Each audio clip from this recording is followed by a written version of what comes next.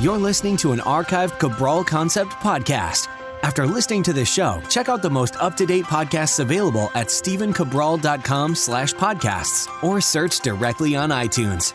And now, welcome to the Cabral Concept, where board-certified naturopath and integrative health practitioner Dr. Stephen Cabral shares how he was diagnosed at the age of 17 with a life-altering illness and given no hope for recovery. It was only after studying and traveling all over the world did he discover how to combine ancient Ayurvedic healing practices with state-of-the-art naturopathic and functional medicine to fully rebalance the body and re-energize it with life. It's time to discover how to get well, lose weight, and finally feel alive again. And now, here's your host, Dr. Stephen Cabral.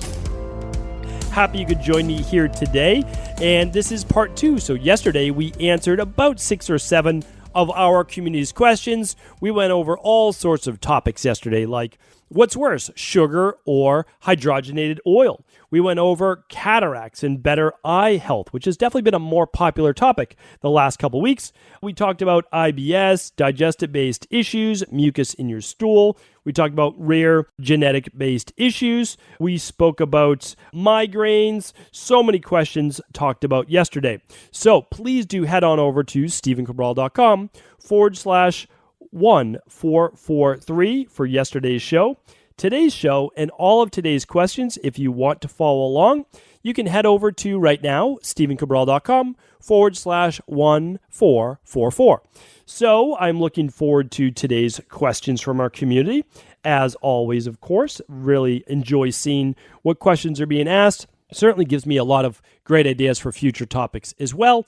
And one thing I just want to state is that I know that we all feel sometimes that we're suffering alone, that nobody knows what we're going through, that we don't know anybody else suffering like we are. But I can assure you, just having been in practice now for quite some time, that I've seen pretty much all of these questions, not just once, but many, many times before. Now, that shouldn't make you feel any better about your current situation, but it should let you understand and know that I do know where you're coming from, and I understand what you're going through right now, and other people have overcome this, and I really believe that you can as well. So please keep that in mind as we're starting to go through all these questions here today, and keep an open mind, stay positive, and I believe that together we'll be able to get through this. First question is coming in today through Jean. She says, hello, can you please talk about boils? My son has boils all over his body, but mostly on his buttock for the last 3 years, on and off. Is there anything in functional medicine, Ayurveda, or naturopathy to stop this from happening? He's 16 years old, fit, strong, enjoys life every day, has stresses around school, diet is about 80% organic, 60% for vegetarian, 10% organic meat, but does have a high dose of junk food, about 30% a day. Sleeps 8 hours a night. Thank you for your time. Jean, thank you for writing in. Appreciate the question, and I'd love to be able to help out your son. So just let's start with what a boil is. For a lot of people who don't know, it's typically a skin-based infection, oftentimes surrounding a hair follicle. So the problem is that what might start as a little bit of bacteria under the skin, a little bit of what we sometimes call folliculitis, some people pronounce it folliculitis, we start to see become much larger, and it becomes this pus-filled infection. The buttocks, the butt, is typically one of the places that we do see that the most pronounced. Now, there's multiple reasons for this, so I'd like to go over that. Again, multiple reasons meaning that it can be actually skin pH, it can be fungus on the skin, or it could be any number of bacterial or fungal-based overgrowths in the body. So it's important to look at that. So I could talk about a dozen different things of what it could be. For your son, what I really like to do is simply look at what's the overall gut function. So I love running the Candida metabolic and vitamins-based test to look at yeast fungal overgrowth, Clostridium difficile. I like to look at that overall digestive-based function. And then I like to run the parasite and bacteria stool test. And the reason is if there's any overgrowth there as well, we can easily discern that. And then we can go about healing that gut. And your son is 16, he's strong, he's fit, he's healthy. We're most likely, as long as he's matured enough in terms of maturation, most likely going to be able to do the adult CBO-based protocol. But we want to be able to just do the right thing for him. So that's for sure where I start. What I love for you to start doing, like cleaning up the nutrition, for sure. But the thing is, that's tough as a teenager, and I get that. I understand it, especially when you're out with your friends. What I would love to do is, even if we could get a 3-week period of time where we clean up the nutrition, just 3 weeks. It's kind of like, let's make a deal, play that with your son, and just say, hey, does it get tremendously better that way? And if it does, we say, okay, there's obviously something to this junk food and soda that could be the worst. And again, as kind of we're talking about and alluding to yesterday's show, one of the worst is those vegetable-based oils, fried foods, one of the absolute worst. Okay, but let's get into a little bit more we can do. Boils, just like any other skin-based issue, I like to work externally, I like to work internally. So a couple easy things we can do. We do this again all the time. So we can use this can just be done at night so that there's no smell during the day. So at night, your son could take just a washcloth or unbleached paper towel, anything like that, add a little apple cider vinegar, and basically just use that to tone clean the skin. It actually changes the pH of the skin, makes it more acidic, can't allow bacteria or fungus to live there. Okay, so we use apple cider vinegar. It should be unpasteurized apple cider vinegar. Typically, I just recommend Bragg's apple cider vinegar. I don't have, a special allegiance to them, but I know it's a good company, and I like Bragg's apple cider vinegar.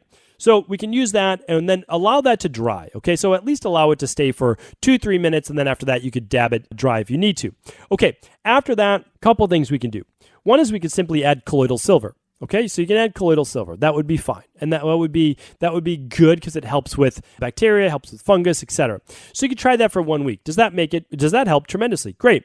If not, what I typically do is I will use tea tree oil, and I will typically mix that with a little bit of olive oil or a little bit of coconut oil. I like coconut oil for the fact that it's already antifungal. It contains monolaurin and it contains lauric acid. So those things, caprylic acid, will help with fungal-based overgrowth too. So all you're going to do is, you just make sure that the entire area is covered. Then it may stain underwear, so just be careful what you're wearing because it is oily. But then try that. So we're working externally. Now, we're going to run the lab test and we're going to find out if there's an internal issue. All right? So hopefully, Gene, that gives you your answer. At least what I say, it gives you a place to get started, right? So that's what we like to do. All right, Mina's up next. What are your thoughts on ASMR as a means to switch on the parasympathetic nervous system? I receive tingling sensations in my scalp by watching ASMR videos, and I'm fascinated as to why that happens. Check out ASMR soap, carving, or tapping video. Not hashtag, but in asterisk mindblown. Okay, Mina, I have not watched any videos on ASMR, but just so that we can share what this means for everyone else, it's autonomous sensory meridian response. And so I actually started chatting about this a little bit before, but what we're really talking about is how the sympathetic nervous system interacts with the parasympathetic nervous system. And the parasympathetic nervous system, as we're beginning to find out and learn more about in the past 20, 30 years, something called the polyvagal nerve theory. I'm going to give you a podcast to go back to and listen to, and I believe this will help you with your own questions on this. And let's see if I can find it. It is on episode 1425. So just head on over to stephencabral.com/1425 as to how the sympathetic and autonomous nervous system work, how sleep, meditation, walking, deep diaphragmatic breathing, all of these things switch off the sympathetic nervous system. They improve heart rate variability. I'm going to be certainly talking about this a lot more in the future, but at least, Mina, that will be a place to get started. I can't speak specifically on autonomous sensory meridian response. Okay, Mimi's up next. Dear Dr. Cabral, I'm curious about the length of time for healing after the CBO protocol. I had Candida bacterial overgrowth in the oat, no parasites in the stool, mild sensitivities in the IgG. I'm almost done with the CBO plus citricidal, and I have followed with the sensitive gut guide. I'm still following the elimination diet just to be safe. My gut feels good, but I had 3 symptoms when I started that I thought were related to gut overgrowth. They were itchy eczema on my ears, anal itching, and a white tongue. Not just coating, just more white than pink. Based on HTMA and omega-3, I'm supplementing with your Equilibrium nutrition products to rebalance mineral deficiencies in omega-3.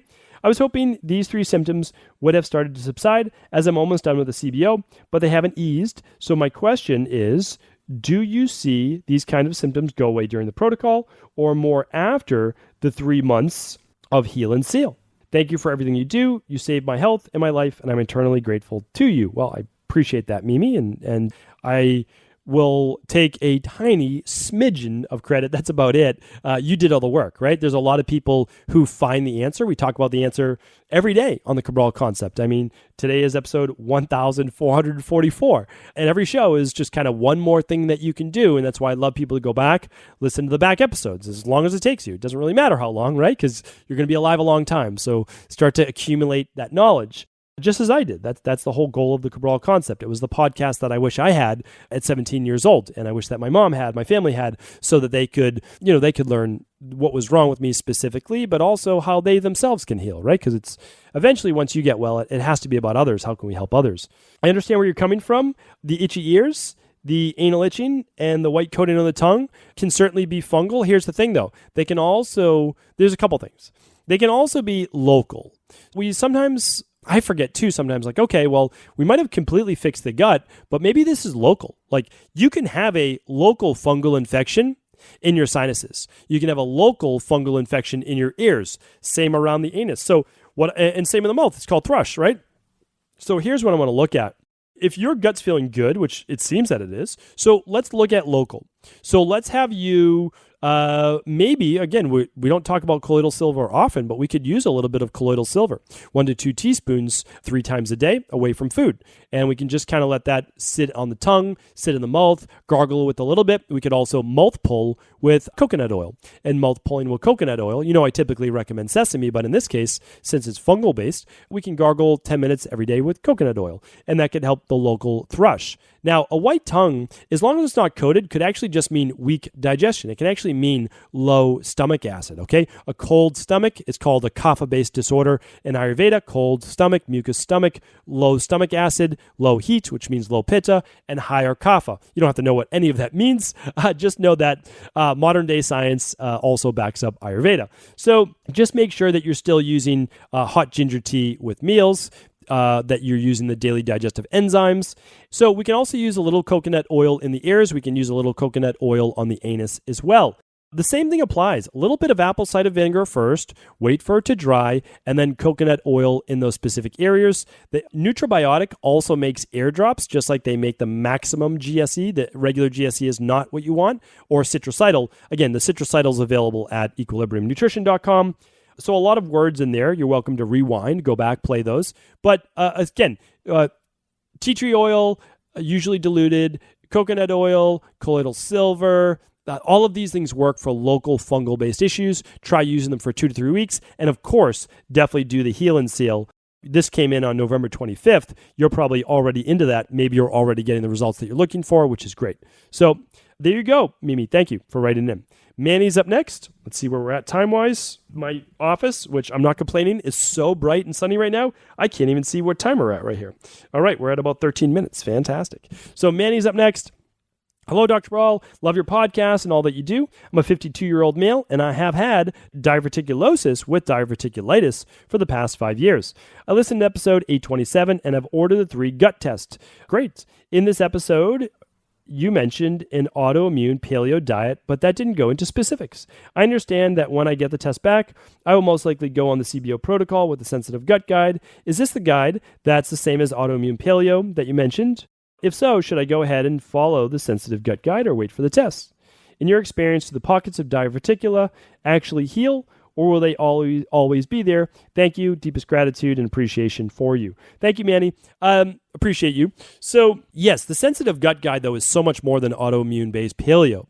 So most people can still do our daily nutritional support on an autoimmune paleo protocol. And the reason is very simple. We use rice and pea-based protein, but there's no carbohydrate left in it. So all that's left, we extract the amino acids. The amino acids is what your body needs to not be catabolic, to be able to build up your hair, skin, muscle tissue, your entire body, right?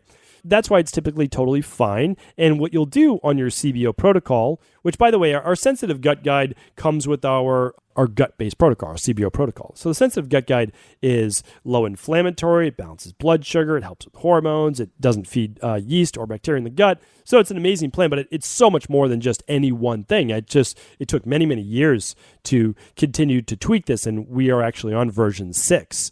So you can see over time little tweaking here and there. Because even if the textbooks say this, we work in the real world. So we go by the science, but I'm not going to deny clinical practice where we've worked with, 100,000 plus, not 100,000 plus, over 250,000 client appointments. So all of that matters, and you're already getting that. You just might not be able to do beans and legumes right away.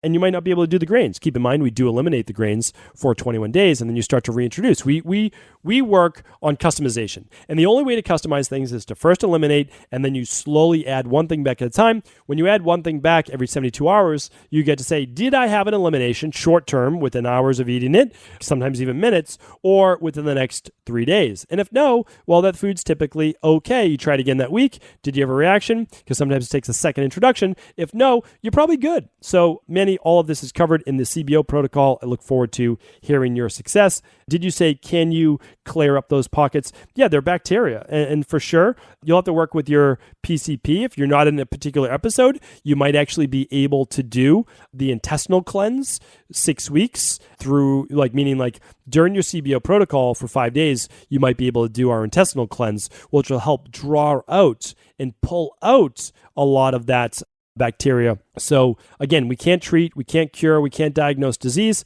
That's outside of the realm of natural health and natural medicine. That's only for conventional medicine to use those quotes. Okay, we are moving on to Lauren next. Hi, Dr. Cabral. Do you have a protocol for strep acne? Yes, we have many protocols for acne and strep-based acne. What you want to do is the bottom line is this. If it is that, if you know that's what you have, then you do the CBO protocol, plus you start with a 21-day detox. I'll just give you the plan. You start with a 21-day detox, because remember, your liver is what has to filter everything that's being killed off in your body, such as bacteria. So, okay, we do the 21-day detox, and right after that, I like to do an intestinal cleanse for people, and then I go right into the CBO protocol with the citrocidal drops. So then you heal and seal the gut, and you're doing so much better. Because if acne is caused by dirty blood in this case, the dirty blood being the bacteria, then that's what we're working on. Now remember, we're not treating bacteria, we're not treating disease, we're not curing strep. What we're doing is we're rebalancing the underlying health levels of the body where none of that is possible to happen. If you want an exact precision-based plan for you, I recommend running the Big 5 labs, or at least the gut-based labs, which a few people today already said that they did, which is the organic acids test. We also call it the Candida metabolic and vitamins-based test, the bacteria and parasite stool test, and then the complete food sensitivity test as well. So Lauren, that will give you the complete plan. All right. So we are looking back at my clock here. Let's go into one more question for Cole. Cole's writing in, hi, Dr. Cabral, love your podcast and books. My question is regarding OCD. I've had it since I was in high school, maybe around 14 or 15 years old. I'm now 23. It's not the kind of OCD where I need everything to be straight or clean, but rather I always have to check everything to make sure it's not missing anything. Whenever I leave my house, I have to go over a checklist in my head to see if things I might need or be missing. I notice I do it on more of my possessions, for example, only starting with these lists. I don't need any meds, exercise regularly, eat a plant-based diet, don't get sick often, use natural-based products, meditate in the sauna. It's extremely embarrassing for me. The only person who somewhat knows is my boyfriend, who has to sometimes wait while I go over my checklist in my head before we go out the door. Thanks. Okay, Cole, totally understand this. I get it. Work with many people in that regards. And I had this, believe it or not, I've never mentioned this, but I'm not afraid to admit these things. I had that for sure myself in the past. I'll talk about this in the future because I'm not afraid to talk about anything that I went through because it should never be embarrassing to anyone. Listen, these are health-based issues and they come from imbalances. So we have a test coming out that might be very beneficial for you, Cole, in about 3 weeks from now. It is a specific neurotransmitter test. The problem is that people with OCD they can sometimes have higher levels of dopamine, lower levels of GABA, lower levels of serotonin, like to relax the body. That's a possibility. But it may also just be lower levels of magnesium. It really can be lower levels of B vitamins, namely B6 and B12. With methylation issues, these things happen all the time. So don't be embarrassed. Don't feel bad about it. This is always a chemical imbalance within the body. And by the way, when I say that, I don't mean to discount any trauma anyone's ever had in their life, any social, psychological, emotional based issues issues, PTSD, etc. I don't discount any of that, and I wholeheartedly support, and hopefully you've realized this all over my Motivation Mindset Monday podcast, I wholeheartedly also support regression-based therapy, cognitive behavioral therapy, any type of talk-based therapy. I believe a true integrative health practitioner. That doesn't mean that I'm special or anything. It just means that I believe in it all. I believe in it all as long as there is good evidence to back it up and that it works in the real world. So I want you to get help from all angles. But what I can do is I can assure you that we've helped people with this specific issue before. And if you can run the big five, run the big five. You'll see if you're B vitamin deficient. You'll see if you have gut-based issues, which could cause this, because it could be a vagal nerve-based issue. Run the omega-3s, because this be a higher level of omega-6s versus omega-3s. It could be a higher level of cortisol. So there's so many things it could be. You said you're 23. I don't know if finances will allow you right now to run the big five, but I couldn't recommend it enough. If not, what could I give you? If I were just to start then and not do the big five, I would run the starter kit. And the starter kit is the Candida metabolic and vitamins test combined with the minerals and metals hair tissue mineral analysis. So that's what I would do. Cole, you're doing great. You're controlling it. But remember, we want you to live a more stress-free, calm-based life. And I totally know what it's like going through that. Kind of the same level where you were at. I'll talk about it more in the future, but for sure, if there's hope for somebody like me with all the genetic issues and all that and being able to fix it, there's hope for you as well. Thank you, everyone, for tuning into the show today. I appreciate you. Your reviews on iTunes and Google and all the other Android, all the other media players mean the world to me. Thank you for leaving those reviews. Thank you for sharing the show with anyone you believe it could help. Ever wonder what the best sauna, blue blockers, sleep trackers, wake lights, salt lamps, or other health gadgets are?